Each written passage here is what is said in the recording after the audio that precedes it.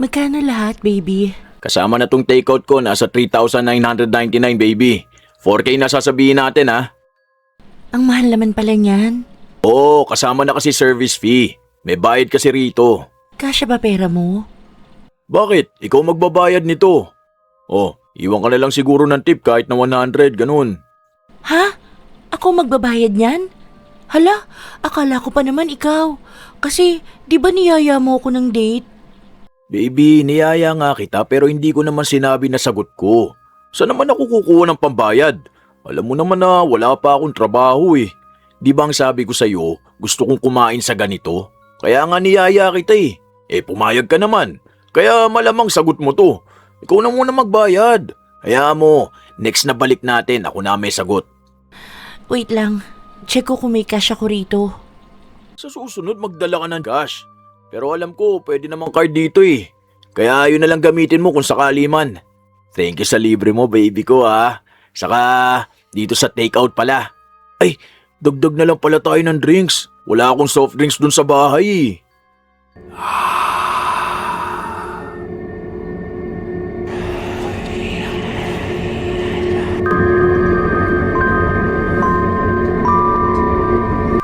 May kasabihan nga na bulag ang pag-ibig dahil kahit na may mali na, natatakpan yon ng pagmamahal.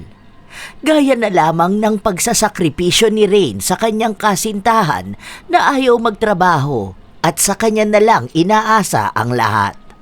Pero lahat naman ng sobra ay umaabot sa hangganan. Ano kaya ang nararapat na parusa at ano ang kahahantungan ng palamunin na kasintahan? Baby, ito lang ba yung niluto mo? Ayoko nito. Ito na yung ulam natin nung nakaraan eh. Nananawa na ako. Iba na lang. Ano na lang kaya? Lechon manok. Di ba nga, bagong sahod ka naman? Yun na lang bilin mo. Sige na. Ngayon lang naman ako magre-request sa'yo eh. Kaso, nagbayad kasi ako ng rent at bills dito sa bahay. Magkano rin yun? Ubus yung 4K ko dun. Magkano lang naman sahod ko? 6K lang yun, linis na. Tapos, budget ko pa yung 2K hanggang sa susunod pang sahod. 15 days ko pa yun pagkakasyahin. Ito lang yung meron dyan sa ref. Sige na baby, hindi na lang pala ako kakain. Sige na, ikaw na lang kumain dyan, uuwi ka pa eh. Matutulog na lang ako. Okay lang ako. Siguro kahit na hindi na lang ako kumain hanggang sa susunod mong sahod. Ano ba yan? Nagtatampo ka na naman. Intindihin mo naman ako, baby. Kasi kailangan natin magtipid eh. Ang mahal ng bayad ng rent mo. Tapos ang mahal pa ng bills mo. Ang taas ng sa kuryente. Kaya nga sabi ko kapag hindi mo na ginagamit, lalo na yung PC mo, patayin mo muna. Kaso, walang patayan yung PC mo kahit natulog ka eh. Buksan mo na lang sana kapag gagamitin mo. Hindi na, sige na, okay lang ako. Oo nga, wag na lang. Pinapagalitan mo pa ako eh. Mas lalo akong nawala ng gana kumain. Sige, okay lang ako. Magalit ka na lang sa akin. Kung gusto mo, murahin mo na lang ako eh. Okay lang, sige. Tingin mo naman yata sa akin, walang kwentang lalaki. Sige na nga. Eto na, bibili na ako. Samahan mo ko. Ang dilim na dyan sa labas oh. Natatakot ako eh. Baka mamaya makakita pa ako ng multo. Kaya mo na yan. Pwede ka naman magpasama dyan sa mga bata eh. Bigyan mo na lang ng 5. Saka nagugutom na kasi ko. Nangihina na ako. Hindi na ako makalakad. Mag-isa lang si Rain na bumili ng manok na gusto ng kanyang kasintahan na si Joshua. 2 taon na silang magkasintahan. Hindi naman sila nakatira sa iisang bahay, pero mismong si Rain ang gumagastos ng lahat para kay Joshua. Mula sa bayad sa renta, sa bills at higit sa lahat, ang sa pagkain. Halos magtrabaho na lang si Rain para lang buhayin ang kanyang nobyo na walang balak na magtrabaho. Kinabukasan, maagang nagising si Rain para maghanda ng pagkain. 2 baonan ang dala niya. Ang isa ay naglalaman ng ulam na ibibigay niya sa nobyo. Para habang nasa trabaho siya, may makakain ito. siya na rin ang magsasaing. Habang ginagawa niya yon, nakita naman siya ng kanyang ate. Ano yan? Bakit may binabaon ka pang isang ulam? Alisin mo yan dyan. Kung hindi ba naman makapal ang mukha ng palamunin na yon? Ano ka ba talaga, Rain? Ang tanga mo naman magmahal. Oo, sige. Sabihin na natin na nakakatanga ang pagmamahal. Pero hindi ganyang katanga. Ikaw nasagot sa lahat. Ano bang naibibigay ng lalaki na yon? Alam mo, ang aga pa kumukulo na agad ang dugo ko sa'yo. Ate, konti lang naman kukunin ko eh. Saka ulam lang naman. Wala namang kanin. Ang konti dyan, yung iyo, yung uulamin mo sa trabaho. Tapos sa walang kwentang Joshua na yon, ayan, apaw na apaw. Hoy, para sabihin ko sa'yo, pera ko yung pinambili ng pagkain na yan. Yung sahod ko. Dahil yung sahod mo, andun sa kanya. Alam mo, maganda ka naman eh. Bata pa. Pero ikaw na bumubuhay sa lalaki na yon. Ngayon pa lang ganyan na yan. Paano ba pag nagkaroon na kayo ng anak at naging mag-asawa na kayo? Tapos demanding pa sa ulam? Hayaan mo, te. Next sahod ko magbibigay ako sa'yo. Kasi naman, nagbayad ako ng rent. Pero pangako ko sa'yo, magbibigay talaga ako. Oh, kita mo na. Nagbayad ka ng rent niya. Nagbayad ka. Ikaw. Oo, ikaw mismo na babae. Hindi man lang nahiya yung lalaki na yon. Kaya ako, hindi na lang ako mag-aasawa. Kahit sabihin pang tumanda akong dalaga, hindi ako magkakandara pa sa boyfriend na batugan. Walang pera, tamad, at lalong-lalo na, palamunin. Ang sakit mo naman magsalita, te. Boyfriend ko yun. Tapos pagsasalitaan mo ng ganyan sa harapan ko. Hindi naman tama yan, te. Alam mo naman na mahal ko yung tao. Saka magtatrabaho naman yun eh. Hindi pa lang siya makahanap ngayon. Kapag may trabaho na yun, babawi naman siya sa akin. Ganun naman ang partner, di ba? Kaya nga tinawag na partner eh. Para kapag hindi mo kaya, siya muna yung sasalo sa'yo. Hoy, Rain! 1 taon! Ay! Lagpas 1 taon mo na yan siyang salo-salo. Simula nung naging kayo, nag-resign na sa trabaho niya. Tapos, sa'yo na niya inasa lahat. At talagang asang-asa ka naman sa pangako niya sa'yo? Hoy! Honor student ka! Ang galing mo sa school pero lokong-loko at baliw na baliw ka sa stupidong yun? Dahil wala tayong tatay, naghanap ka na lang ng atensyon sa ibang lalaki? Hindi mo ba gets na ganun si tatay? Kaya siya iniwan ni nanay? Walang kwenta? Tapos, magpapakabaliw ka sa wala ring kwenta? Alam mo, ang dami mong sinasabi. Hindi na maganda. Lagi na lang ganyan ka magsalita. Hindi mo iniisip kung anong mararamdaman ng taong kausap mo. Sana, baguhin mo naman yung ganyan mong ugali, eh. Kapag alam mong nakakasakit yung mga salita mo, wag mo naman nasabihin. At talagang sa akin ka pa nainis sa lagay na yan, ha? Kung hindi mo kayang tagalan ng ugali ko, aba, lumayas ka na dito. Total, ikaw naman yung nagbabayad ng rent ng boyfriend mo, di ba? O sige, doon ka sa kanya tumira. Magsama kayo, buhayin mo siya. Magpakatanga ka. Isipin mong nakakabawi siya sa'yo hanggang sa bawian ka ng buhay. Total bilib na bilib ka naman sa kanya, di ba? Isagad mo na yung kabubuhan mo. Ewan ko kung saan ka pupulutin yan. Kung saan ka hahalukay na basurahan para lang makakain kayo. Dahil lang nagstay ka sa palamunin at walang kwentang lalaki. Hindi ko babaguhin ang ugali ko. Dahil totoo naman yung sinasabi ko. Wala akong pakialam kahit na magalit ka sa akin. Isa lang naman ang solusyon para wala ka nang marinig sa akin eh. Lumayas ka sa pamamahay ko! Silang dalawa na lang ang magkasama sa buhay. Dahil nga hiniwalayan na ng kanilang namayapang ina ang kanilang ama. Hindi na nila ito nakita pa. At dalawa lang naman silang magkapatid. Walang asawa si Annalyn sa edad niyang 40. Ang sabi nga ng iba, hindi na siya makakapangasawa pa dahil masyadong mataas ang tingin niya sa sarili niya. Kung mabilis mang iwan si Annalyn, ang kapatid niya naman kayang manatili sa isang relasyon na siya lang ang kayang sumalo. Kaya lagi silang nagtatalo. Hindi naman makaalis si Rain dahil ayaw ni Joshua na tumira sila sa iisang bahay. ang gusto ni Joshua kapag ikinasal na silang dalawa, pero matagal pa raw yun. Kung gusto nga raw ni Rain, pwede siyang mangupahan ng sarili niya. Pero paano niya gagawin yon? Kung mababa na nga ang sahod niya sa trabaho niya, siya pa ang may sagot sa buhay ng kasintahan. Ilang linggo pa ang lumipas.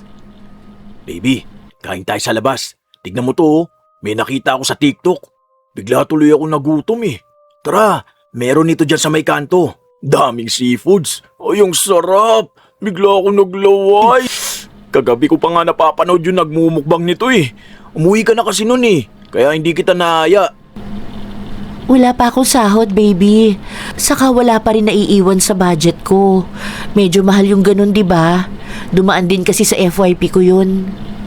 Sahod mo, libre mo ako rito ha. Date tayo, ganun. Sabi mo yan ha. Aasahan ko lang. Gusto ko talaga sa ganito eh kasi ang sarap tignan. Panuorin mo pa lang talagang maglalaway ka na. Marami akong makakain nito kapag ganito ha. O sige, kasi day off ko na naman na noon pagkatapos ng sahod. Buti nga sakto eh. Itabi ko na lang. Mga magkano kaya yun? Sabihan mo ko para alam ko rin kung magkano yung mailalabas ko niyan kung sakali man. Kasi iba-budget ko yung sahod ko. O sige, yan ang gusto ko sa'yo eh. Ini-spoil mo ko. I love you baby.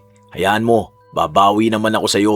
Lahat ng gusto mo ibibigay ko sa'yo kapag may trabaho na ako. Alam mo naman na gusto kong maging prinsesa ka eh.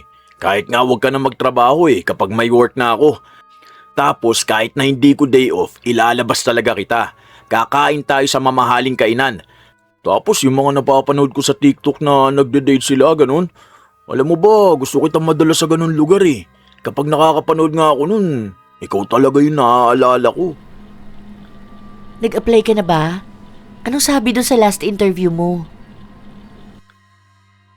Hindi naman ako tumuloy dun sa interview ko eh. Kasi sabi sa akin, ang pangit daw sa company na yun. Kaya raw lagi silang hiring kasi laging inaalisan ng mga tao nila.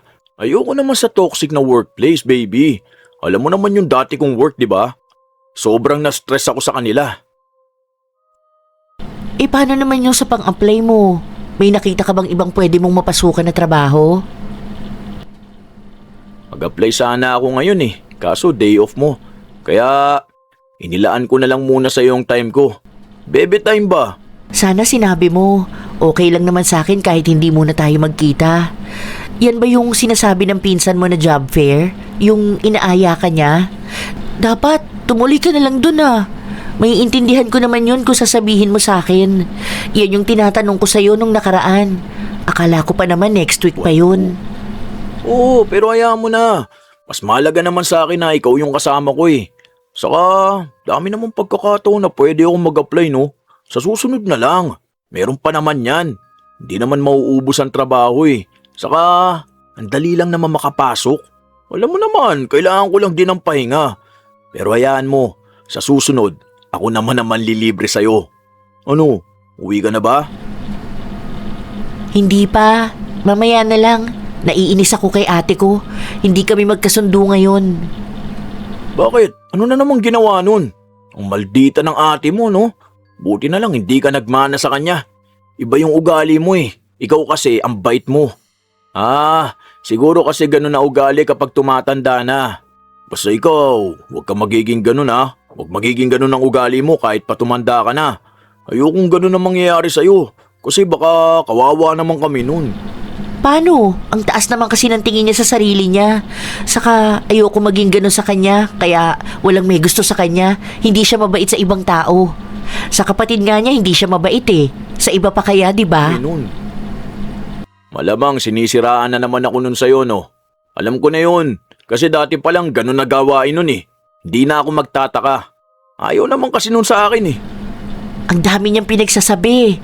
Kasi naman, hindi yun nakakaramdam ng pakiramdam ng ibang tao.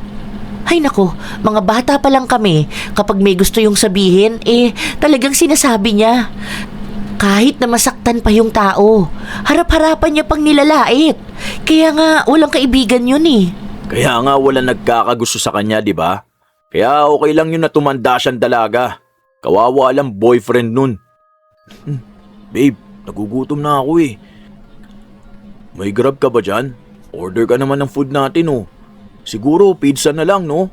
Overload ah, kasi namiss ko bigla eh. Total hindi ka pa naman uuwi, para food trip na lang tayo rito. Huwag ka na muna dun sa ate mo. Kaso may pagkain pa tayo doon. Hindi pa natin yun nauubos. Baka mamaya, mapanis na naman yun. Sayang lang yung pagkakaluto ko doon. Baka aso lang ang kakain nun. Hindi tayo dapat nagsasayang ng pagkain. Ayoko na nun. Alam mo naman na hindi na ako umuulit ng pagkain, di ba? Ayoko yung ulam na kanina, yung pa rin ulam ngayon hanggang bukas. Gusto ko yung kapag ulam ko na ngayon, hanggang ngayon lang yun. Kasi nananawa talaga ako. Mas gugustuhin ko pang wag na lang kumain. Kasi noon, nung nasa parents ko pa ako, ganun kasi kami. Ayaw ng mama ko na nauulit yung ulam namin. Kaya yung tagaluto namin nun sa bahay, talagang nag-iimbento o umaalam ng mga lutong ulam na hindi nauulit. Kaya nga, nadala ko yun hanggang ngayon na nagsosolo na ako. Bakit, kayo ba? Sanay ba na nauulit yung ulam? Oo, kasi hanggat hindi panis o kaya hindi pa ubos yung ulam, kailangan yun ang uulamin namin. Noon kasi, kapag nagluto si mama ng tanghalian namin, yun na rin hanggang hapunan. Yung hapunan namin, hanggang kinaumagahan, yun pa rin. Iinitin lang kasi hindi pa naman din yun panis. Doon kasi ako nasanay eh. Sa ganun kasi kami nakakatipid. Kapag sa amin kasi ganun, pinapakain na namin sa aso. Tapos yung kapag kunwari lang ayaw ni mama yung ulam, ibibigay niya yun sa mga kasambahay namin. Tapos mahilig kami sa food trip. Kaso ikaw, pansin ko, hindi ka ganong nagkakakain eh. Ang bilis mo ring mabusog.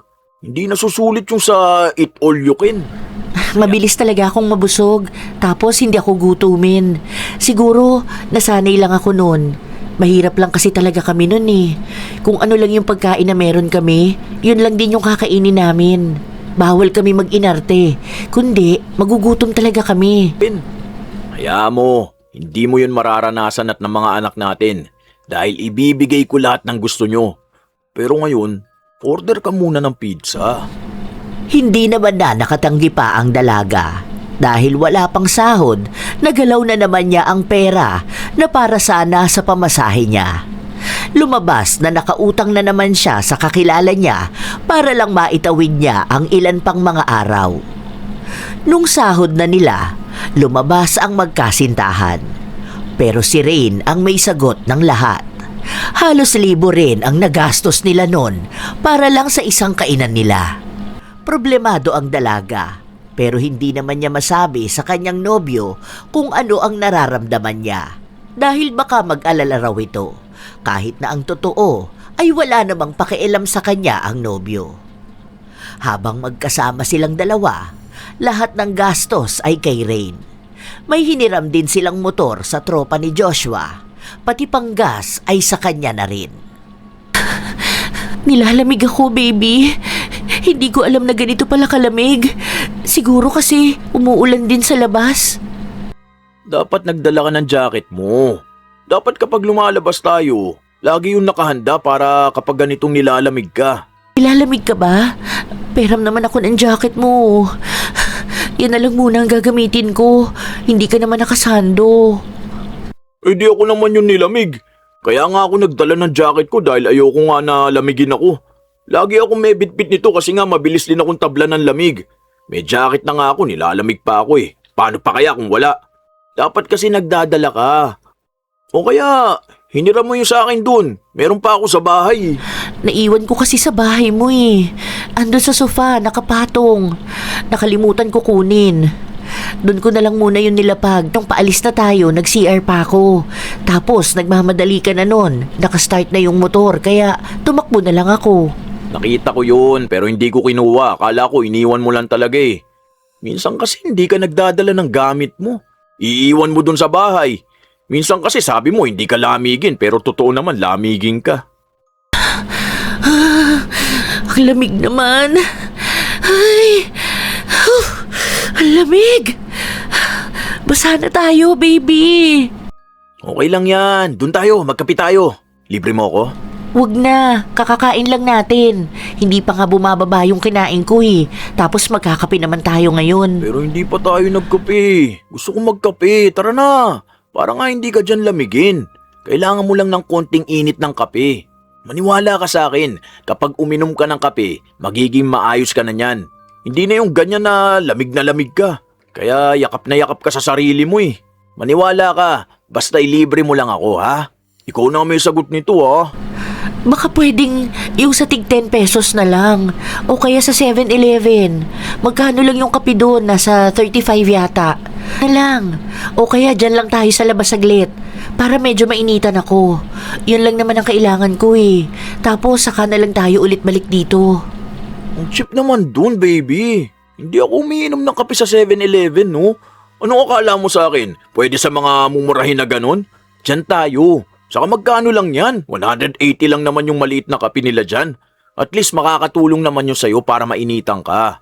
Lamigin ka kasi. Sige na, yun na lang sa gusto ko. Ang mahal naman nun. Pwede bang isa na lang ang bilhin natin? Tapos makikiinom na lang ako sa'yo. Hindi ko naman kasi mauubos yun kung sakali man. Huwag ganun, nakakaya naman. Ang ganda ng lugar tapos ikaw makikiinom ka lang sa kape ko. Ano na lang sasabihin ng mga tao dun? Okay lang yan. Deserve naman natin magkape dahil may work ka naman. Anong gagawin mo sa sahod mo, di ba? Malamang yan, panggastos natin. Kahit na nilalamig na ng sobra ang dalaga, walang ibang pakialam ang kanyang nobyo.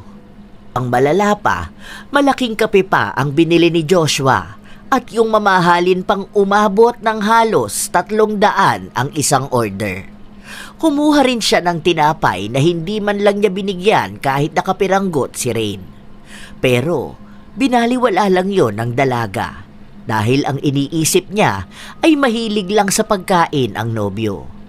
Na gano'n naman talaga ang ugali nito, kaya pinapalampas niya. Ilang araw lang din, wala na naman siyang pera. Pero ang dami na namang pagkain na pinabibili sa kanya si Joshua. Minsan pa, inaya siya nito sa labas dahil ang akala niya ay ang may sagot naman ay si Joshua.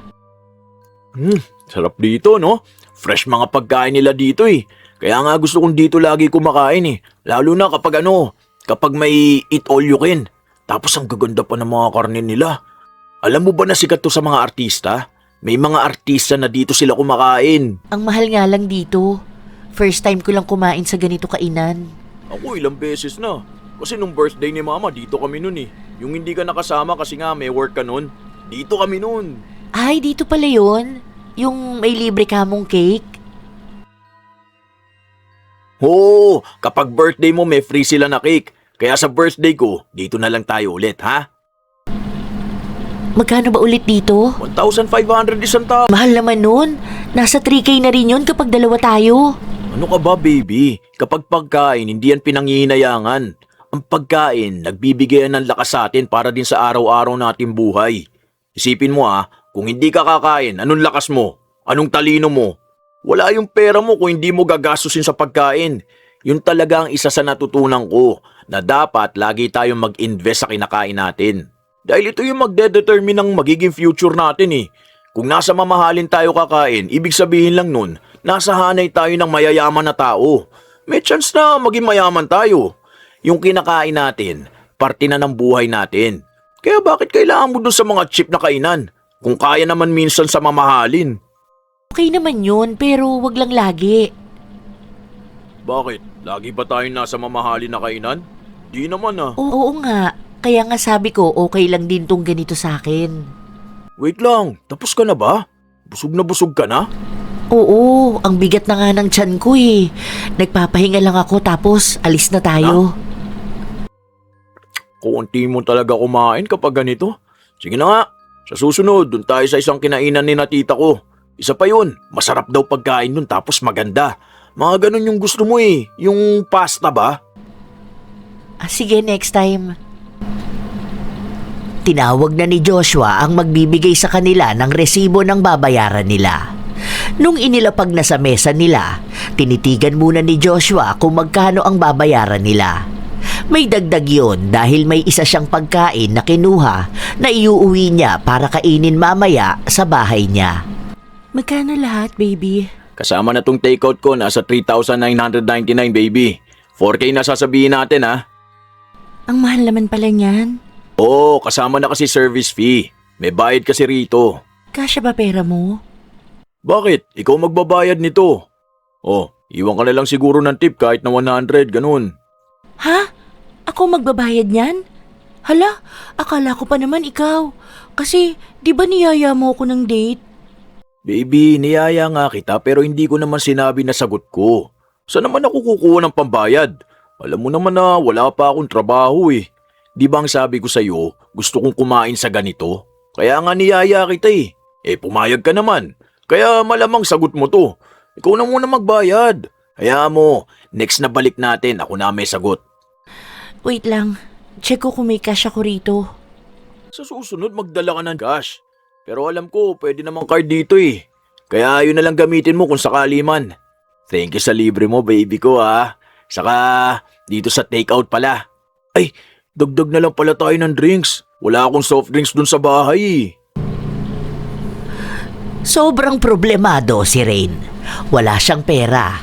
Mas lalong hindi niya alam kung saan siya kukuha ng halaga ng pera na kailangan niyang bayaran para sa kinain nila ng nobyo. Tapos, nagdagdag pa ng gasto si Joshua.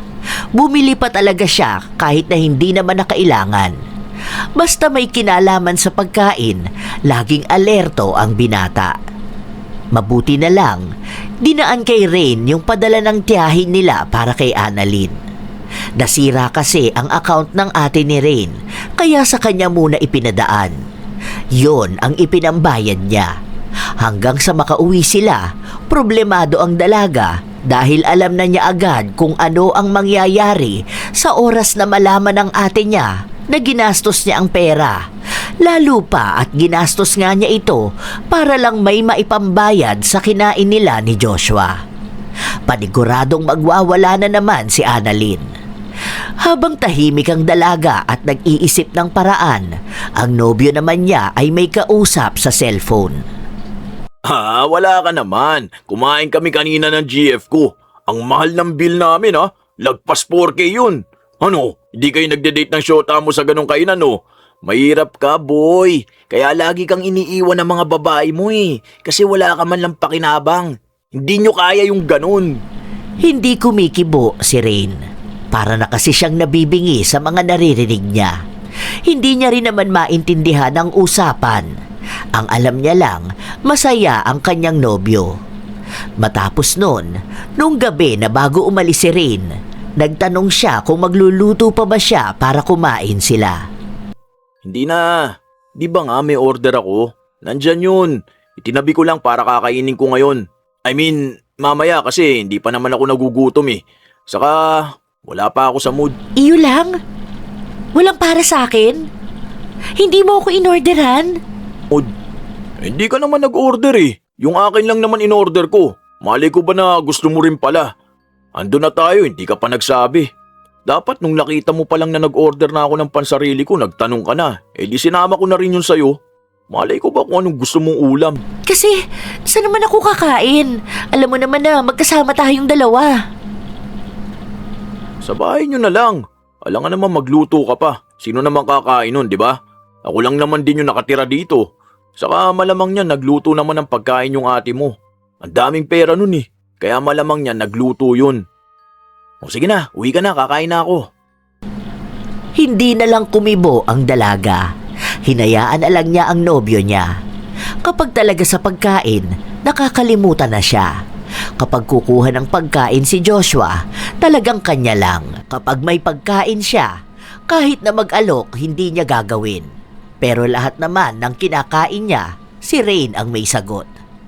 Dumating na nga ang kinatatakutan ni Rain. Hinanap na sa kanya ng ate niya ang pera. Okay na yung account ko. Send mo na sa akin yung pinadala sa'yo ni tita. Te, okay lang ba na kahit mga 3K na lang muna send ko sa'yo? Yung kulang, na lang, send ko na lang sa'yo next week. Sige na, te. May inano lang kasi ako eh. Pero pangako, alam mo naman na nagbabayad naman ako eh. Ginastos mo na naman sa walang kwenta mong boyfriend, ano? Saan mo binayad na kainan? Napakapatay gutom naman talaga ng lalaki mo. Hindi ate, hindi sa kanya. Huwag mo na ako niloloko, Rain. Wala ka ibang pinagkakagastusan kundi siya. Hindi mo nga magastusan ang sarili mo eh. Hindi ka makabili ng bagong sapatos mo. Binili mo na lang sa ukayan yung suot mo, tapos tinahi mo pa. Yung bag mo na yan, nanilaw na sa sobrang luma. Yung uniform mo, isa lang, hindi mo pa mabili yung isang extra pa. Kaya wala kang ibang ginawa kundi maglaba araw-araw. Ano pa ba? Nakakabili ka ba ng vitamins mo?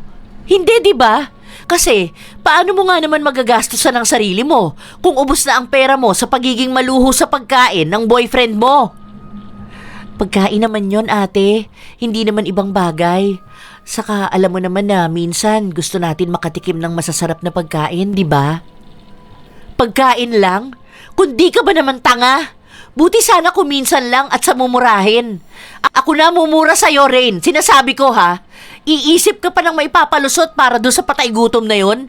Ngayon nasimot ang pera mo. Paano kung wala kang dala nun? Ano? Nakakahiya na kayong dalawa nun. Baka trending na kayong dalawa. Ikakahiya na talaga kita lalo. Babayaran naman kita, ate. Utang naman yun na gastos ko eh. Hindi naman yun hindi naman hingi. Wala akong pakialam kahit na hindi mo ako bayaran. Kung nakita ko sana na sa sarili mo ginastos yung pera. Kaso hindi eh. Yun ang hindi ko matanggap. Awang-awa na ako sa'yo. Hindi ko na alam kung paano kita tutulungan pero hindi mo kasi alam kung paano mo matutulungan ang sarili mo. Rain, please naman. Gamitin mo naman yung utak mo. Please, utak naman ngayon, wag naman puro puso. Wag puro pagmamahal. 2 taon ng ganyan. Hindi ka umuunlad kasama yung lalaki na yun eh. Lumalala ka. Humihirap ka lalo. Hindi sa pera, kundi sa lahat ng aspeto ng buhay mo. Ang bigat buhati ng animal na yun. Pero ikaw, tuwag-tuwa ka pa. Hindi yan pagmamahal. Kawawa ka. Mukha kang tanga. Nakakatawa ka sa paningin ng iba. Naniniwala naman kasi ako sa mga pangako niyang babawi siya sa akin. Saka lagi niya yung sinasabi sa akin. Ibig sabihin, lagi niya akong naaalala. Na dapat, lagi niya akong bibigyan ng magandang buhay sa mga susunod. Yung kapag siya naman ang meron. Hindi siya babawi sa'yo. Dahil hindi niya alam kung paanong pwedeng bumawi sa'yo. Kasi, paano siya babawi kung iniisip niyang hindi niya kailangan gawin yon? Dahil handa ka ibigay yung gusto niya. Na nandyan ka sa kanya sa lahat ng oras. Hayaan mo na lang muna ako, ate. Bigyan mo pa siya ng oras. Makikita mo na babawi siya sa akin. Ako naman yung ililibre niya sa susunod. Tingnan mo na lang. Baka mapahiya pa kayo sa mga sinasabi niyo. Pinangungunahan niyo naman kasi ng panghuhusga yung tao. Huwag kasi ganun. Kahit na anong usapan nila, hindi talaga nakikinig sa kapatid niya si Annalyn. Mas nangingibabaw pa ring mahal na mahal ni Rain ang nobyo. Nawala na nga rin ng kaibigan si Rain dahil hindi na siya kinakaya. Hindi siya nakikinig. Wala siyang ibang alam banggitin kundi ang pagmamahal niya para kay Joshua. Lagi rin silang nag-aaway ng mga kaibigan niya kasi pati si Joshua inaaway ng mga ito. Sa kanyang nobyo siya pumanig dahil alam niyang bandang huli maipapakita niya rin sa lahat na tama lang na pinili niya ang nobyo na mamahalin at mabawi sa kanya sa mga susunod pang taon. Hindi niya nakikita ang mga maling nagagawa nito sa kanya. Dahil hanggat mahal nila ang isa't isa, matibay na yung panlaban sa mga taong gusto silang masira. Minsan pa, sinundo ni Joshua ang kasintahan sa trabaho nito. Baby, kain tayo. Kanina may nakita ako dyan, oh. Mukhang masarap na kainan. Napadaan ako, yung bango. Oo nga pala, pahingin naman akong lodo. Yung 999 na para matagalan na ulit. Para makapanood din lagi ako sa TikTok. Lalo na yung mga mukbang, saka yun sa mga pinopromote ng mga tropa ko sa TikTok. Ubus na load mo? Oo naman, nung nakaraan pa yun, di ba? Di na nga ako nanghihingi ng load sa'yo eh. Walang laman ng Gcash ko eh. Ano na lang, baka may madaanan tayong tindahan dyan. May 7-Eleven dyan. Tapos ano pala, mag-cash in ka. Mag-send ka kay Kuya Vince ng pera. 250 yun. Ha? Bakit? May utang ka ba sa kanya? Nanghiram kasi ako sa kanya kanina. Sa kanya ako nagpabook ng Grab papunta rito. Mura lang naman sa angkas ah. 95 lang yun. Ayoko, ang init ng motor, no? Dinadaing naman ako dyan sa daan. Mas maganda nga yung kotse para mas nakaka-relax pa ako umupo. Ganun na lang gawin mo, sendan mo na lang siya. Ang sabi ko, ikaw magpapadala sa kanya eh. O tara na, date tayo. Nagugutom na ako eh. Uwi na lang tayo. Kasi wala na akong hawak dito. Gawa mo na lang ng paraan. Alam mo, yun yung dahilan kaya nagustuhan kita eh. Ang galing mo kasing gumawa ng paraan sa isang bagay. Kumbaga kaya mong solusyonan ng mabilisan yung isang bagay na ginagawa mo. Tapos kahit na hirap ka ngayon, bigla na lang kaya mo na pala. Kaya yun yung lagi kong pinagmamalaki sa mga kakilala ko eh. Hindi sila makapaniwala na ganun ka. Kasi yung mga syota nila, mga pabebe. Alam mo yung hingi ng hingi sa kanila? Mga gold digger. Kaya anong pinagyayabang kita? Inggit sila ah. Sabi pa nga nila kung pwede ka daw ligawan. Mga loko yung mga yun eh. Kako, bakit pa kita pakakawalan? Talaga ba? Sinasabi mo yan? Oo, tanong mo pa kay Jonathan. Totoo ba? Proud na proud ka sa akin? Nagampanan ko na maayos ang pagiging girlfriend ko sa'yo? Oo nga. Alam mo ba, ang materialistic ng mga jowa ng mga tropa ko. Mga problemado sila eh. Laging ubos yung mga pera nila ah. Lahat binibigay nila. Ang kaso, ayun, naglolo ko pa rin sila. Kaya ako, never ako mag-cheat sa'yo. Alam mo yan ha? Kaya nga hindi kita binibigyan ng dahilan para magselos ka eh. Kasi mahal na mahal kita. Tapos ayoko nagsiselos ka. Ayoko na magtatalo tayong dalawa dahil, alam mo na mahal kita. Alam mo kahit na ganito ako at walang may o-offer na maayos sa'yo, may ipapangako ko lang na makakasiguro kang hindi ako mambababae. Alam ko naman yon. Saka hindi naman ako nagsiselo sa ibang babae. Ikaw na kasi yung kusang umiiwas. Tapos, hawak ko pa account mo. Nakikita ko kung paano ka magsabi sa mga nakakausap mo na may GF ka na. Kaya nga, kahit nasabihin nila sa akin na wala akong makukuha na kahit na ano sa'yo, ang masasabi ko lang sa kanila, ang mahalaga, ikaw, hindi ka nang bababae. Hindi mo ginagawang tumingin sa iba habang tayo pa. Hindi ka nagloloko sa akin gaya ng ginagawa ng mga BF nila na pinapatawad nila. Isipin mo yun, nagbibigay ka sa kanila ng regalo tapos lolokohin sila. Kaya iba-iba talaga ang relasyon eh. Alam ko talaga na kahit na anong mangyari, yung nasa iisang relasyon lang nakakaalam ng totoo. Basta ako, mas mahalaga pa rin sa akin yung ito. Yung hindi tayo perpekto. Basta wala sa atin yung nagloloko. Tama ka nga dyan. O yan, may 7-Eleven na. Pa-cash in ka na. Tapos yung load ko ah. O tara pala, kain din tayo. Tapos punta tayong mall. Wala ka naman pasok bukas, di ba? Gusto mo ba na manood tayo ng sine? May bagong palabas ngayon, ang gaganda. Pero, ikaw muna yung manlibre ah. Alam mo naman na sa susunod pa ako babawi sa'yo eh. Maniwala ka lang sa akin na babawi ako sa'yo ha? Oo, lagi naman ako naniniwala sa'yo. Walang kahit na anong pagtutol ang dalaga. Ibinigay niya kung ano man ang hiling ng kanyang nobyo. Ibinigay na niya lahat ng natitira niyang pera para lang mapasaya ito. Dahil para sa kanya, ang kasiyahan ng nobyo, yun na rin ang kasiyahan niya. Walang ibang ginagawa si Joshua na magpapasaya sa kanya, pero iisa lang naman daw ang kaya nitong ipangako sa kanya. Yun ay ang hindi ito magloloko sa relasyon na meron sila. Kahit na ang dami niya raw dapat dahilan para tumingin sa ibang babae. Lalo na at may itsura siya. Ang dami ring babae na nagkakagusto sa kanya. Ilang buwan ang lumipas, laging kinukulang ng pera si Rain. Umabot pa nga sa kanilang buwan ng pagdiriwang ng opisyal nilang pagmamahalan, lumabas na naman sila. At lahat yun ay sagot ni Rain. Uy, ang ganda ng jacket na yun, baby. Ganyan yung gusto kong jacket dati pa eh. Wala lang kasi akong pambili. Pero, saka na lang ako bibili niyan kapag may trabaho na ako. Hanggang tingin na lang muna siguro ako ngayon.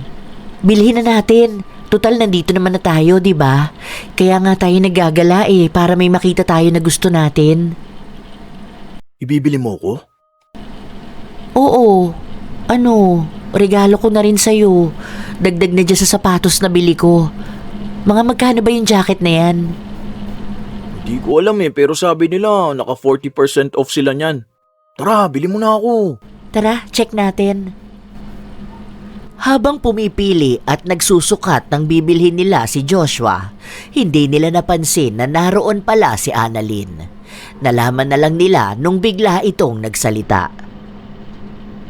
Ano, sinong magbabayad niyan? Yung kapatid ko?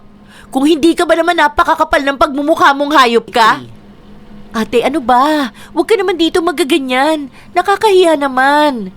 Te, kahit nasa bahay mo na lang ako pagalitan lagi. Huwag naman yung dito na ang daming tao.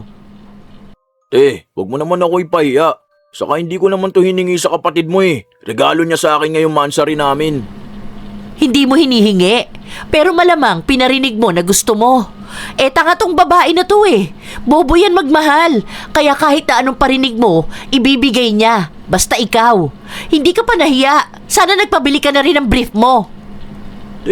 Nakatingin na sila sa atin Sige na, wag na lang tumbilin. Doon na lang tayo sa labas mag-usap. Pasensya na po kayo Sorry po, ganito po talaga ugali ng ate ng jowa ko Eskandalosa. Ay oo, eskandalosa talaga ako. Dahil kailangan lang ipahiya ang mga lalaki na gaya mo. Ang kapal ng muka. Yung kapatid ko na nga bumubuhay sa'yo, ang luho mo pa. Wala kang trabaho. Siya nasagot sa lahat. Malamang yung date nyo na to, siya rin ang may sagot. Mula sa pagkain nyo, sa regalo na bitbit mo. Sige, anong binigay mo sa kanya ngayon? Te, please naman nakikiusap naman ako sa'yo. Huwag mo naman kaming ganito hindi to. Sa mall pa talaga. Doon pa talaga sa maraming tao. Kahit na nasaan tayo, ipapahiya ko kayong dalawa para malaman ng mga tao kung gaano ka walang kwenta yung lalaki mo. Bakit hindi niya masagot kung anong binigay niya sa'yo ngayong mansari nyo? Ano? Hindi naman ako mahilig sa regalo, te. Sapat na sa akin na mahal niya ako. Sapat na sa akin na hindi niya ako niloloko. O diba? Kung hindi ba naman nakakagalit yung katangahan mo, nuknukan ka! Huwag mo ipagmalaki na parang yung animal na yan lang ang boyfriend na loyal at mahal ka. Bare minimum na lang, Rain. Hindi pa magawa niyan. Ano? Siya pa yung award mo? Kaya kung manuhol ka at maging sugar mommy dyan sa punyetang matandang batuga na yan ganyan na lang? Ang bata mo pa para maging nanay ng matandang yan.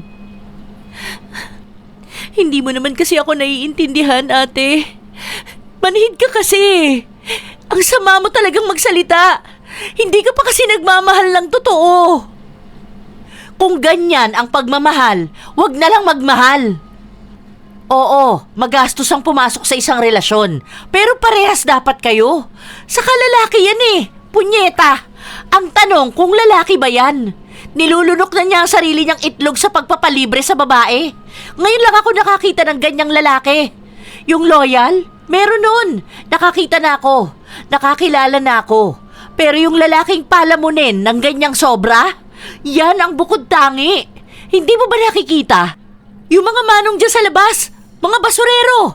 Kapag tinanong mo bakit sobra sila magtrabaho, sasabihin nila para sa pamilya nila. Dahil gusto nila na sila bilang lalaki ang mag-provide sa mga babae dun sa bahay nila. Sa anak, sa asawa, gawain ng lalaki yan. Mataas ang pride ng lalaki. Hindi nila hahayaan na matatapakan ang ego nila ng babae. Kaya yung syota mong animal na yan, wala yung gender. Hindi yan bakla. Dahil kahit bakla, kayang magtrabaho at mag-provide. Hindi rin siya lalaki. Wala siyang kwenta. Ang sakit mo naman magsalita. Hindi mo naman ako kilala. Masakit ako magsalita dahil totoo. Hindi pa nga to yung dapat ko sabihin Meron pa. Marami pa. Hindi lang kayang ipaliwanag na salita kung gaano ka kahinayupak na palamunin. Alam mo ba? Minsan, napaisip ako, kung may pagkakataon lang tayong bumalik sa nakaraan, babalik ako doon sa panahon na ginagawa ka ng mga magulang mo. Ipapalunok na lang kita sa nanay mo dahil salot ka sa mundo! Ate, hindi ka ba talaga titigil? Huwag mo akong patitigilin, isa ka pang babae ka. Consistent na honor student, babagsak sa lalaking palamunin. Isakal ko kaya sa'yo lahat ng medals mo sa bahay. Tutal, wala namang pakinabang yon dahil ang bobo mo sa pag-ibig. Ano? Naamoy mo lang ang singit ng palamunin na yan baliw na baliw ka na. Baka naman sa sobrang pagmamahal mo dyan ikaw pa naguhugas ng puwet niyan. Simula ngayon, pumili ka. Aalis ka sa bahay ko o makikipaghiwalay ka sa lalaki na yan.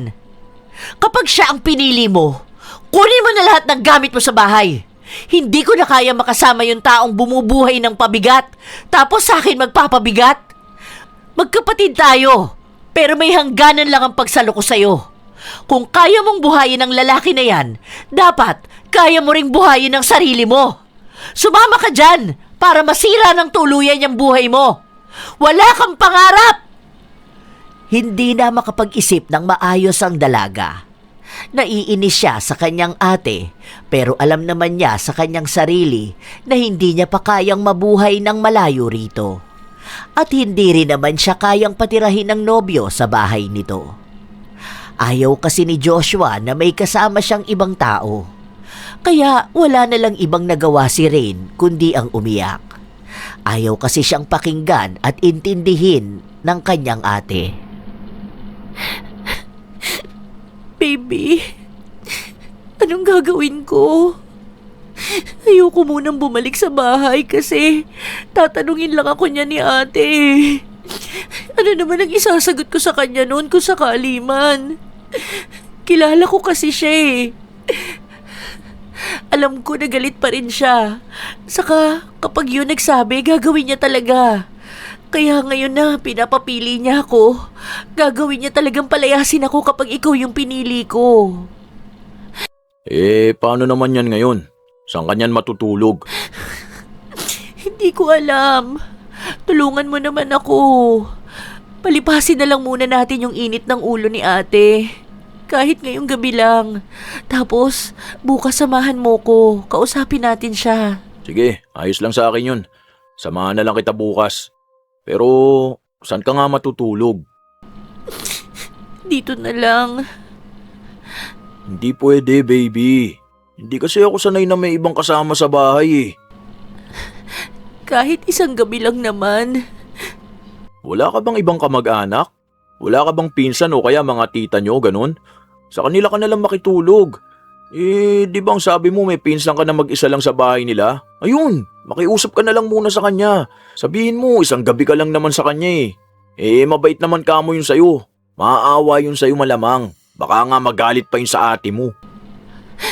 Subukan ko na lang pala siyang kausapin. Hayaan mo, magkakabati rin naman kayo niya ng ate mo Sayang yung jacket, no? Balikan kaya natin bukas yun. Sana mayroon pang ganong kulay. Kasi 3 na lang daw yun Tapos malapit na matapos yung discount nila. Wala man lang nakitang simpatya mula kay Joshua. Hindi siya naaawa sa dinaranas ng kasintahan niya. Dahil mas nanghihinayang siya sa hindi niya nakuha ang gusto niyang bilhin. Kaya yun pa rin ang pinapaalala niya kay Rain para kung sakali ay pwede nilang balikan. Nung gabi na yon, sa bahay ng pinsan nila nakituloy si Rain. Hindi na niya muna sinabi ang dahilan kaya sila nagtalo ng ate niya. Hanggang sa nagising siya ng umaga na nasa harapan niya ang kanyang ate. Ano? Patutulugin ka na lang sa bahay na binabayaran mo ang renta? Hindi pa nagawa ng punyetang yon? Hindi ka umuwi sa bahay para makitulog sa iba? Paano kung hindi ka pinatuloy dito? Saan ka matutulog? Sa kalsada? Ganyan ka na ba talaga katangang babae ka? Ha?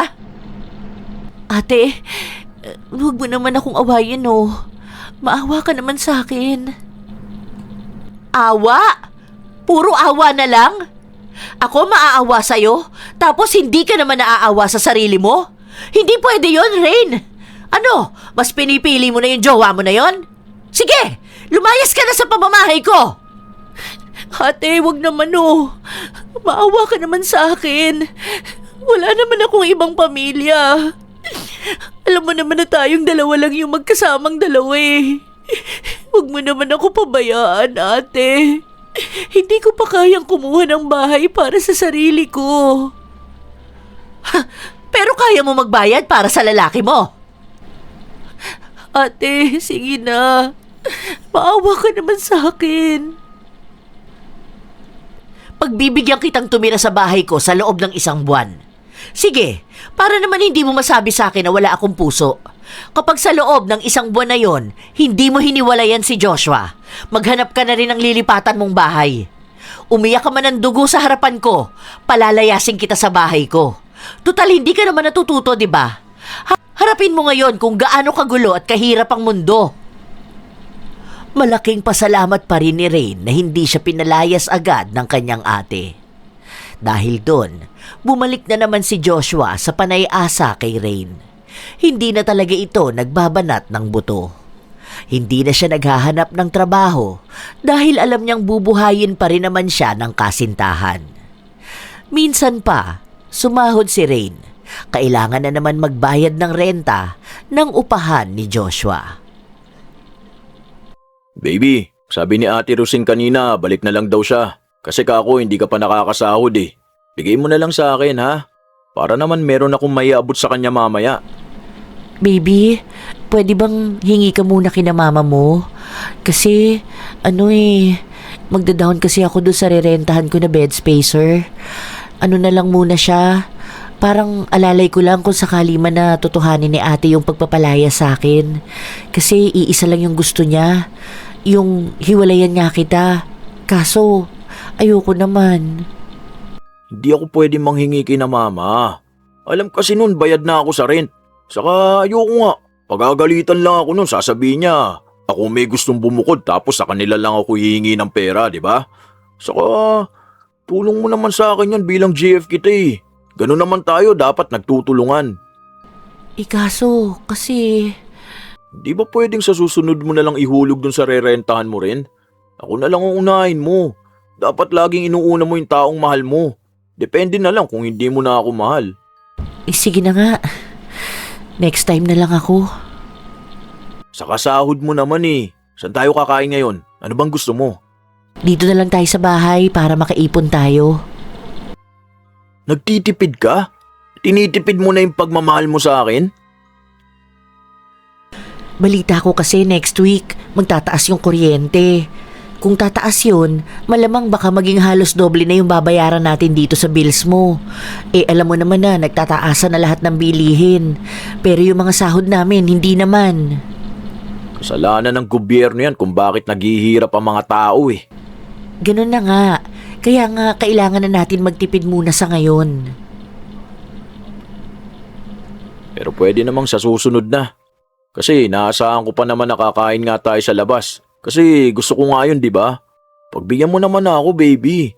Minsan na lang ako hihiling sa'yo tapos ganyan ka pa sa akin. Ang iniisip ko na kasi ngayon, yung para sana sa future natin.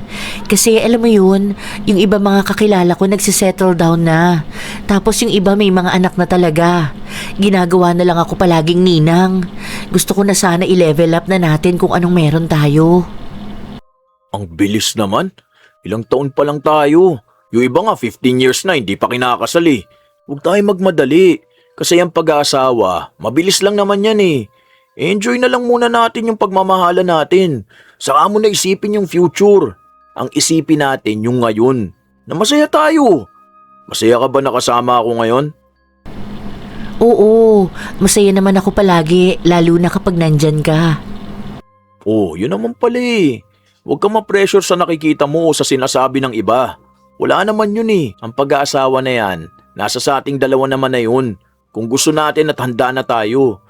Pero kasi ngayon, ayokong pilitin ang sarili ko sa pagpapakasal at pagbuo ng pamilya. Ang gusto ko, ganito, enjoy lang muna tayo ngayon. Yun bang masaya tayo? Na tayong dalawa lang muna. Tama ka nga naman. Nape-pressure naman kasi ako kapag nakakakita ko ng kakilala ko na ikinakasal na. Yung dati ko kasing kaklase, si Ellen Vert. Ano yun? Hindi naman sa panlalait pero hindi naman siya kagandahan. Tapos ano lang siya, normal lang. Walang ganong kaibigan. Tapos pinakasalan siya ng BF niya. Ang ganda ng lugar. Ang ganda ng gown niya. Tapos ngayon nakita ko na nasa ibang bansa sila. Doon yung honeymoon nila eh. Parang naisip ko na gusto ko na rin ng ganon. Huwag muna, nagmamadali ka naman eh. Ito nga muna ngayon ang iisipin natin. Kasi tayo pa rin naman sa future eh. Hayaan mo, sure na sure naman na ako sa'yo eh. Tapos ito, yung tayong dalawa mismo yung lagi magkasama. Saka kapag tayo ikinasal, mas maganda pa dun yung mapupuntahan natin. Mas maganda pa ang venue, mas maganda pa ang gown mo. Sila naman ang iinggitin mo. Sure yan ha? Oo nga. Ano bang gusto mo? Beach wedding? Garden wedding. Tapos yung maraming kulay pink na roses. Yun lang naman pala eh. Ang dali lang nun. Kapag tama na ang panahon. Hindi minamadali ang perfect timing ha. Darating at darating tayo dyan. Ang mahalaga, tayo mismo ang itinadhana para sa isa't isa. Sa ngayon, dito ka muna sa tabi ko. Note tayo tapos order ka ng ramen. Parang bigla akong nagutom eh. Order ka ng Korean food ha. Tapos request ka sana ng chopsticks. Nadala na naman ng mga salita si Rain. Kaunting pangako lang sa kanya, bibigay na siya. Umaasa siyang maibibigay lahat yon ni Joshua na kahit nga sarili ng binata, hindi niya mabuhay. Na paano ito babawi sa kanya kung tamad na si Joshua dahil alam niyang may maaasahan naman siya sa kanyang kasintahan. Ilang linggo ang lumipas hanggang sa sumapit na ang araw na usapan ng mag-ate. Pero mukhang nakalimutan na ni Annalyn yon dahil hindi na niya sinasabi at pinapaalala sa kapatid. Hinahayaan na lang din niya ito. Nakapagtataka dahil hindi naman ganon ang ugali ni Annalyn. Kaya yon ang sinabi ni Rain sa nobyo nung minsang kumakain sila sa labas. Baka naman tanggap na ako ng ate mo. Baka naisip niyang ako nga yung tamang lalaki para sa'yo. Na wala namang ibang masihigit pa sa akin, di ba? Alam mo naman, baka nakita niyang sapat na yung pagmamahala natin. Kasi pinaglalaban nga natin ang isa't isa eh. Sabi ko sa'yo eh, matatanggap din tayo ng ate mo. Nagtaka nga ako bigla. Kasi sa totoo lang, hindi kasi yun mabilis makalimot. Kilala ko yun. Saka kapag papalayasin ako nun, mismong araw na sinabi niya, ayun, aalis na talaga ako nun sa bahay. Tapos hindi na niya binabanggit. Hindi kanya tinatanong. Alam mo yun? Wala. Ang kakaiba ng pakiramdam na ang tahimik niya. Na hindi niya ako inaaway. Parang hindi ko siya ate. I mean, parang hindi siya yun. Kakaiba. Matuwa ka na lang. Huwag mo na siyang problemahin kung hindi naman siya problema. Paabot nga ako nun, baby.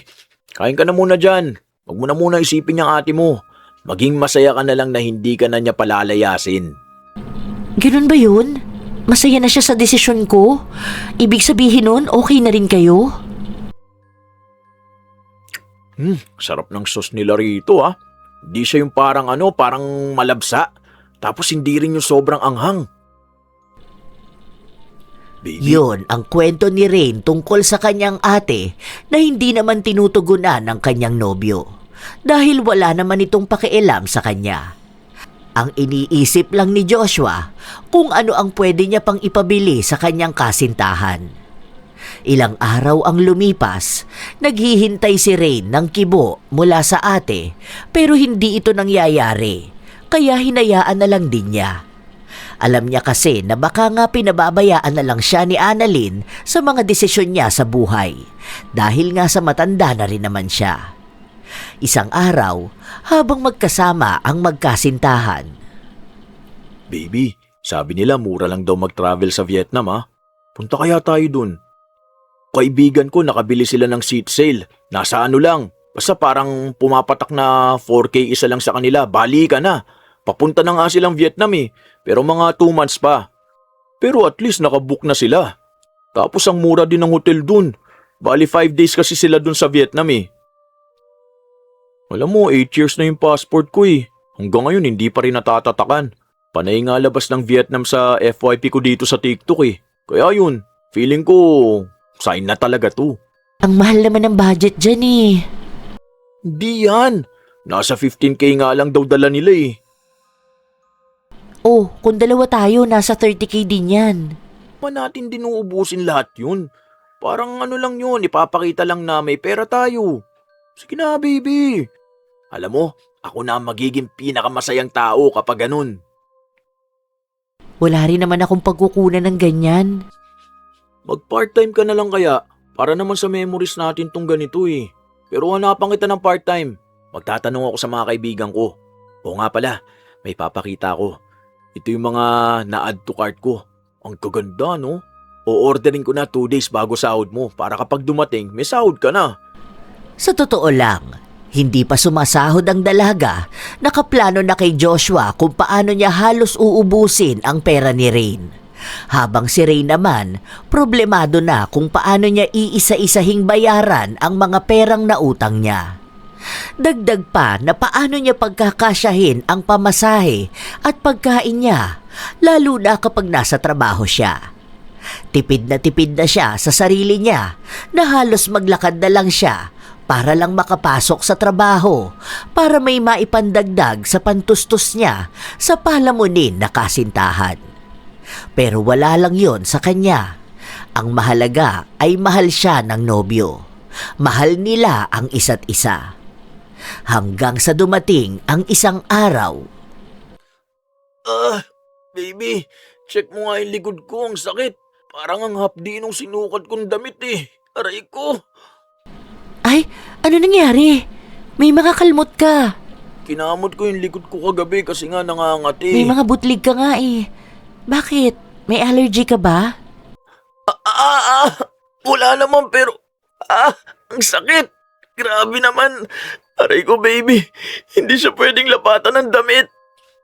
Bihis ka na. Huwag na muna natin kunin yan dahil baka hindi maganda yung tela. Oh, bakit tong suot kong damit okay naman, di naman masakit? Eh baka nga sa tela. Ano lang bibilin mo sa akin? Hanap ka na lang ng ibang damit. Pero kahit na anong kunin ni Joshua, sa oras na isuot niya yon ay nananakit ang balat niya. Nagsimula na rin siyang magkaroon ng malalaking pantal. Matapos noon, nagkakaroon ng sugat ang balat niya, maging ang mga paa niya. Lahat ng dadampi sa kanyang ibang gamit, ganoon ang nangyayari sa kanya. Nagpa-ospital siya. Si Rain pa rin ang may sagot. Pinatingin ang balat niya at ipinaayos ng napakamahal at ang kanyang kasintahan pa rin ang may sagot. Simot na lahat kay Rain, pero siya pa rin ang bumubuhay sa kanyang nobyo. Minsan pa, wala na siyang pera pero kailangan ng gamot ng nobyo, kaya kahit na ayaw niya, lumapit siya sa kanyang ate para lang manghiram ng pera. Te, nahihiya ako pero... Hindi ako magpapautang ng pera. Alam ko na kung saan mo gagastusin. Hindi naman sa luho, te. Dahil may sakit yung palamunin na Joshua na yon. Te, kailangan kasi naming bilhin yung gamot sa balat niya. Ang mahal kasi nun nasa 7K din yun, te. Kailangan yun para daw hindi laging dry yung balat niya. Tapos para mas mabilis mawala yung mga pantal. Hindi ako magpapautang. Bahala siya sa buhay niya. Bahala ka rin sa buhay mo. Ang laki na ng gastos mo sa kanya. Sige lang, tuloy mo lang yan. Ewan ko na lang kung hanggang saan ka matatauhan. Pero isa lang ang masasabi ko sa'yo. Hindi gagaling sa gamot si Joshua. Dahil kasing lala ng ugali niya ang sakit niya. Hindi magbabago kung hindi babaguhin.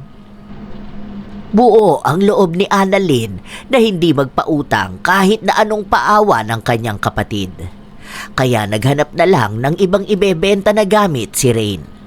At ang ibinenta niya ay yung huling regalo sa kanya ng ina. Masama ang loob, pero kailangan niyang gawin para lang makatulong sa ikaaayos ng kanyang kasintahan.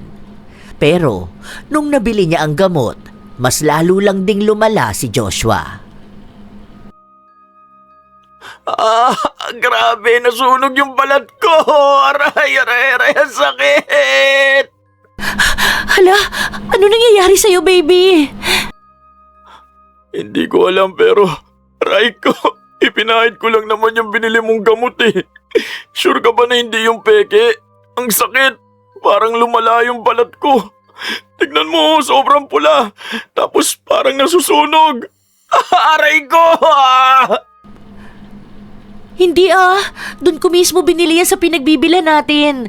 Sa may reseta at resibo naman ako niyan. Tama yung presyo, hindi ako nagpalit ng brand. Bakit naman ganito? Grabe. Ayoko na nitong balat ko. Ang sakit. Palit na lang tayo ng balat para ikaw na lang masaktan. Aray ko. Punta na lang ulit tayo sa doktor. Kaso wala na akong pera. Bahala na nga. Kahit na ipatingin nila sa mamahaling ospital si Joshua, iisa pa rin ang kinalalabasan. Wala pa ring makitang kakaiba. Walang ibang makitang paraan kung paano siya gagaling dahil wala namang resulta na kakaiba sa kanya.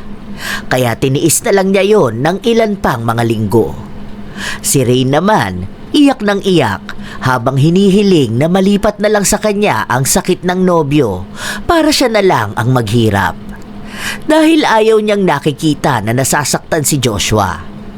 Sa simbahan niya pa nga ipinagdarasal ito na nagmamakaawa na magkatotoo.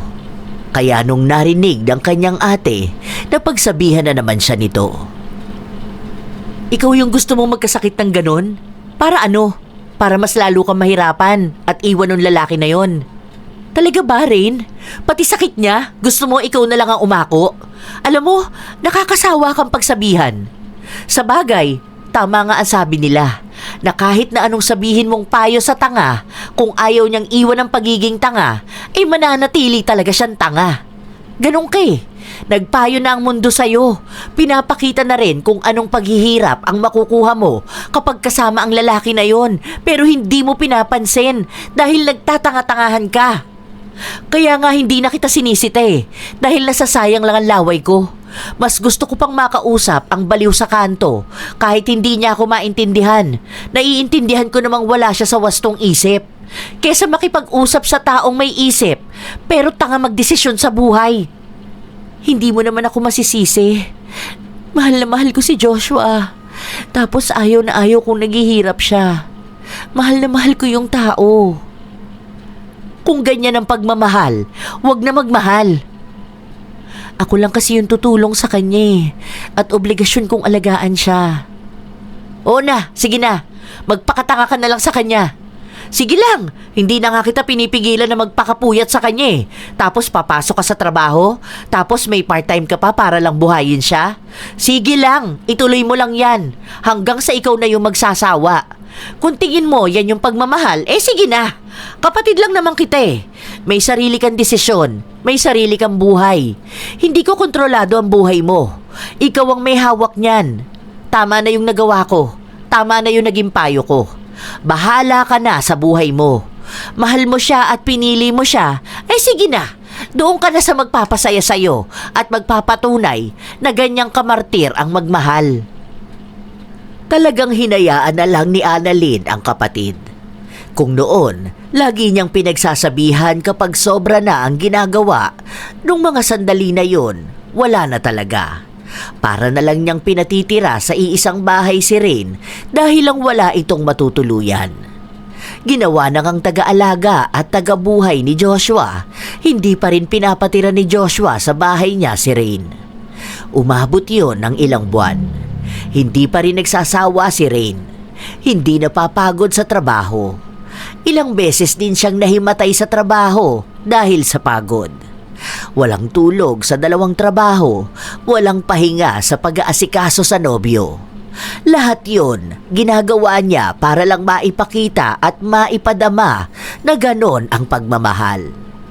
Habang si Annalyn, alam niyang hindi talaga gagaling basta si Joshua dahil ang sakit ng binata ay galing sa itim na kapangyarihan.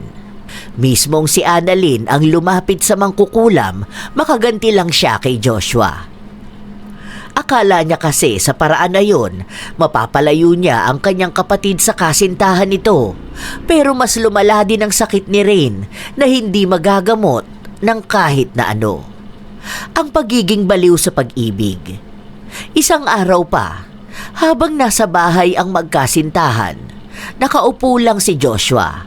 Nagpapabili siya ng pagkain. Nagluto ako ng pagkain natin kasi yung last money ko binili ko ng gamot mo. Alam pala ako kakain. Okay na ako. Wag na. Ha? Hindi pwedeng hindi ka kumain. Ayaw mo naman ako orderan ng pagkain Ayoko nga ng lutong ulam dito sa bahay eh. Gusto ko na ibang pagkain. Ito tagal ko na hindi nakakakain ng ganito eh. Tititigan ko na lang to. Baka sakali lang na malasahan ko. Ikaw na lang kumain dyan. Saka ayoko niyan. Di naman ako kumakain ng gulay. Kailangan natin magtipid kasi ngayon dahil ang dami nating gasto sa sakit mo. Ngayon parang kinikwenta mo na ako? Ano, may presyo na ba ang pagmamahal mo sa akin? Akala ko ba walang problema dapat sa atin yung pera? Dahil dapat mahal na mahal natin lagi ang isa't isa. May part-time ka naman ah. Di naman ako nagkukwenta. Ang inaano ko kasi yung pera natin, kulang talaga.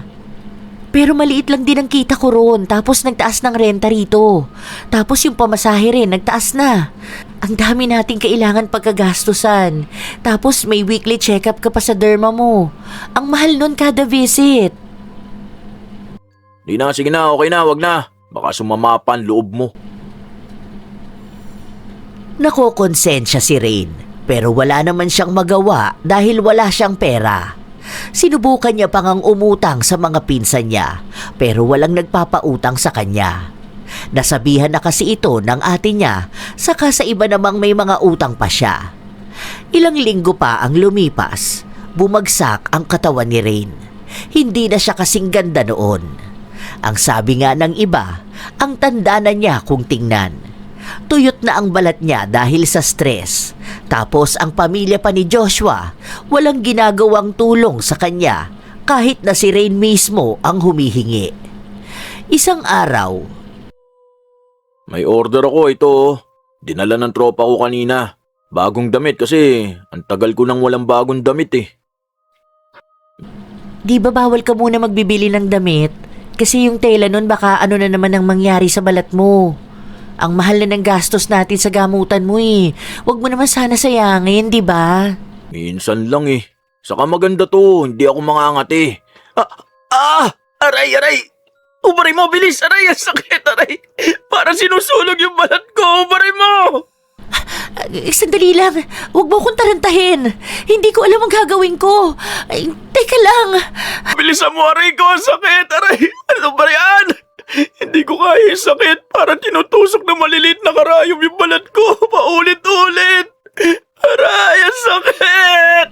hindi na alam ni Rain ang gagawin dahil sa taranta. Hanggang sa natagalan bago natanggal ang damit. Kitang-kita nila kung paano bumakat ang pamumula ng balat ni Joshua. Takot na takot sila dahil nagtutubig din ito at hindi natitigil sa paghiyaw ang binata dahil sa sakit. Sinasabi niyang para bang humihiwalay na ang balat niya at ang kaluluwa niya. Naiiyak na nga lang din siya dahil kada lapat ng gamot, mas lalong humahapdi. Dinala na naman siya sa ospital. Dagdag gastos na naman. Wala nang gamit si Rain. Para na ring umiikot ang mundo niya. Hindi niya alam kung naglalakad ba siya o lumulutang. Wala siyang nakikita at nararamdaman sa paligid. Pagod, pag-aalala, problema, lahat na yan nagsama-sama. Kaya hindi niya napansin ang sasakyan na paparating noong tatawid siya. Nabangga siya, pero wala namang matinding pinsala. Nagising na lang siya na nasa ospital siya. Sa ospital mismo kung nasaan ang nobyo. Mabuti na lang at naroon si Joshua, pero hindi pa alam ni Annalyn ang nangyayari. Ano ba yan? Alam mo na nga na may sasakyan, tumawid ka pa. Ano, kaya mo na ba? May pasok ka pa sa trabaho mo mamaya. Nakikisabay ka kasi sa akin eh. Ako yung may nararamdaman, ikaw tong gusto ma-ospital. Hindi ko naman alam na ganito. Ako na lang uuwi mag-isa. Chat mo ate mo, sabihin mo sunduin ka niya rito. Pwede ka naman na umuwi ata eh, ewan ko. Alam nga naman magtagal ka sa ospital. Paano ka magtatrabaho niyan, malapit na sahod. Tapos ang sakit pa nitong balat ko. Alis na ako. Hindi man lang nag-alala si Joshua. Ang mas pinag-alala niya pa ay yung mismong pera, trabaho at sasahuri ng kasintahan. Walang ibang nagawa si Rain kundi ang sabihin sa kanyang ate ang nangyari. Hindi naman nagdalawang isip si Annalyn na puntahan ang kapatid. Kahit na laging tutok at abala sa trabaho si Annalyn, isinantabi niya yon para lang masamahan ang kanyang kapatid at maasikaso ito hanggang sa makalabas. Halos 3 araw na hindi lumabas ng bahay si Rain. Nagpagaling pa muna siya, kaya nagtatalo sila ng kanyang nobyo. Paano raw, hindi magampanan ni Rain ang pagiging kasintahan nito sa kanya. Hindi siya inaalagaan kahit daw may sakit siya. Tapos, hindi raw magtrabaho si Rain para may maipambili ng gamot niya na paubos na. Yun lang ang pagkakataon na iniwasan na muna ni Rain ang pakikipag-usap kay Joshua. Oh, bakit ka umiiyak dyan? May masakit ba sa'yo? Gusto mo bang dalhin kita sa ospital? Hindi naman ako dahil sa sakit ko umiiyak eh. Feeling ko, pagod na ako. Akala ko naman kung ano, malayo sa bituka. Nagtatampo ako sa kanya. Hindi man lang siya nag-aalala sa akin. Inaaway niya pa ako. Tapos lagi niyang sinasabi na kulang ako bilang girlfriend niya. Wala na nga akong pera. Puno pa ako ng utang dahil gusto kong maibigay sa kanya. Hindi na ako magsasalita dahil nasabi ko na noon. Sige, hahayaan na lang muna kitang mapag-isa. Ikaw naman din ang makakaisip ng sagot kung sakali man na may mga tanong ka sa sarili mo. Sakto na nung araw din na yun ang panahon na napagtanto na rin ni Rain ang mga bagay-bagay. Hindi niya alam paano ba yun nagsimula. Hindi niya alam paano biglang pumasok sa utak niya ang mga sakripisyo niyang hindi man lang nasuklian kahit na pasalamat. Ni hindi man lang siya nakaranas ng totoong saya kasama ang nobyo. Maliban lang sa pakiramdam na may nagmamahal sa kanya. Walang naging regalo. Walang kahit na ano. Kaya alam na niyang tanga talaga siya sa nagawa niya. Na may mali siya na sobra siyang nagmahal. Ilang linggo ang lumipas. Sakalang ulit nagpakita si Rain sa kanyang kasintahan. Buti nagpunta ka pa rito. Maghiwalay na tayo. Yan din ang sasabihin ko sa'yo. Makikipaghiwalay ka sa akin? Ikaw na rin ang nagsabi. Nagpapatawa ka ba? Kaya mong mabuhay nang wala ako? Baka dapat ikaw ang magtanong niyan sa sarili mo. Simula ngayon, hindi na ako magbabayad ng rent mo. Hindi na ako magbibigay ng kahit na ano sa'yo. Nakikipaghiwalay na ako. Ngayon pa talaga na may sakit ako? Ano, napagod ka na ba? Hindi mo na mapanindigan yung sinabi mo sa akin na mamahalin mo ko kahit na naghihirap tayong dalawa? Pero ako lang naman yung naghirap sa ating dalawa, di ba? Ako yung nagtrabaho. Ako yung lahat. O sige, bahala ka sa buhay mo. Huwag na huwag ka magmamakaawa sa akin na babalik ako sa iyo ha. Hindi ka na makakakilala ng lalaking katulad ko. Sana nga wag na. Nung una, akala ni Rain ay marami silang magiging usapan. Pero sa huli, hindi na pala kailangang sabihin ang mga yon. Inaamin naman niyang nasasaktan siya dahil halos buong buhay niya ang ialay sa kasintahan. Sa kaunang nobyo niya ito, kaya akala niya ganon ang pagmamahal. Pero mabilis din naman siyang nakabangon. Itinuon niya ang sarili niya sa pagtatrabaho. Pagbabayad ng mga naging utang niya, kasunod nun ay ang pagkilala pa sa tunay niyang pagkatao. Ang paglabas ng potensyal niyang hindi niya nailabas noong mga panahon na silang dalawa pa ni Joshua. Pinutol niya lahat ng ugnayan nila ng nobyo. Ang isa sa masaya sa nakakakita sa kanyang pagbabago ay ang kanyang ate. Makalipas ang ilan pang mga buwan, may pumasok na magandang oportunidad kay Rain. Wow, congrats! Yan yung dream mo, di ba? Yan na yun. Ang galing mo talaga. Sabi sa'yo, kaya mo yung ganyan eh. Ang talino mo kaya at ang talented mo pa. Mas naging matalino ka na ngayon. Hindi na kita tatawagin na bobo. Ikaw naman ang ililibre ko, ate. Ay, ayoko ng pagkain lang ha. Gusto ko ng yung trip to Paris. Grabe. Sige, kapag natapos ko to, tapos nakuha ko na yung commission ko. Ay, Teka pala, lalabas ako. Bibili ako ng bagong phone. Sama ka ba sa mall? Hindi na, ikaw na lang, inaantok pa ako eh. Ingat ka na lang. Nung araw na yon, hindi inaasahan ni Rain na makakasalubong niya ang dating kasintahan. May kasama itong bagong babae. May mga bitbit na naman siyang mga pinamili niya. Mukhang gumaling na ang balat ni Joshua, pero may mga bakas pa rin ang mga sugat. May mga patuyo na, meron namang mga peklat na. May konting pamumula sa ibang bahagi, pero nakakalabas naman na ito at nakikisama sa bagong kasintahan. Hindi na sana papansinin ni Rain, pero mismong si Joshua ang pumansin sa kanya.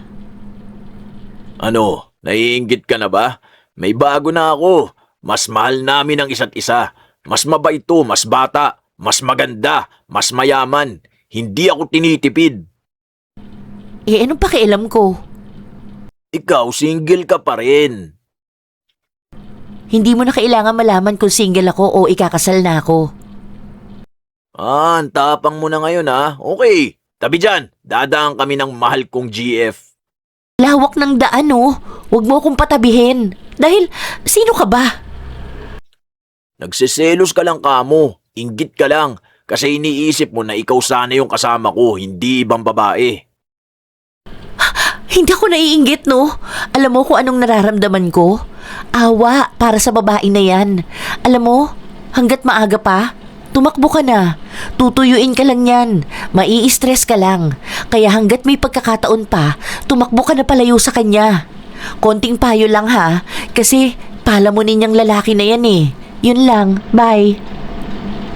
Sa totoo lang, hindi alam ni Rain kung paano niya nasabi ang mga salitang yon. Lalo na at alam niyang mahal na mahal niya noon si Joshua. Pero ngayon, alam niyang malaya na siya. Dahil nakikita niyang mas maayos na ang buhay niya nung wala na sa kanya si Joshua.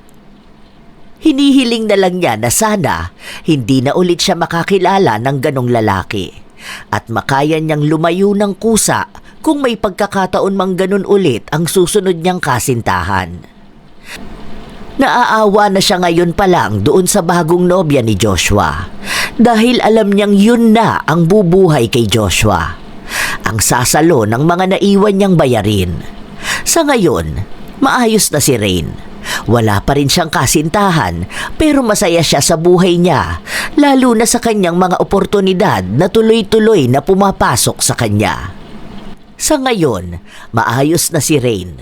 Wala pa rin siyang kasintahan pero masaya siya sa buhay niya, lalo na sa mga oportunidad na tuloy-tuloy na pumapasok sa kanya. Sadyang may mga lalaking ginagawang gatasan ang kanilang mga nobya. Laging walang ibang ginawa kundi ang manghingi at wala namang ibang maibigay kundi ang pangakong babawi. Ang lagi nilang sinasabi, pagmamahal lang daw ang kaya nilang ibigay. At sadyang may mga kababaihan ding nabubulag sa pagmamahal. Naniniwalang lahat ay kailangang ibigay, kahit ang kapalit nito ay wala silang natatanggap. Umaasa na balang araw, magbabago ang lahat. Na darating din ang panahong matutupad ang mga pangako. Ngunit hindi ganon ang tunay na pagmamahal. Dapat, hindi ito isang panig lang na laging nagbibigay habang ang isa ay patuloy na tumatanggap. Hindi ito interes na parang utang na may hinihintay na balik sa hinaharap. Ang pagmamahal ay pantay na pagbibigayan. May kusa, may pagsisikap at may respeto mula sa magkabilang panig. Dahil sa isang tunay na relasyon, walang sino man ang dapat maubos para lang mapuno ang iba. Kailangan ding mamulat, hindi man madalas sa salita ng iba. Dapat mismong taong nakararanas nito ang gigising sa sarili niya para magawang humakbang palayo. Tandaan na matutong magtakda ng hangganan. Kilalanin kung kailan sapat na ang pagbibigay at kung kailan kailangan ng huminto. Hindi masamang magmahal, pero mas mahalaga hindi mawala ang sarili sa proseso. Huwag magpapauto sa palamunin na kasintahan. Kayo mga apo, minsan na rin ba kayong nadala ng mga pangako ng mga lalaking mahilig manghingi? Ano naman ang inyong sariling karanasan? Maaari nyo yang ibahagi sa amin. Naway nakapaghatid ang kwento na ito ng magandang aral sa inyo.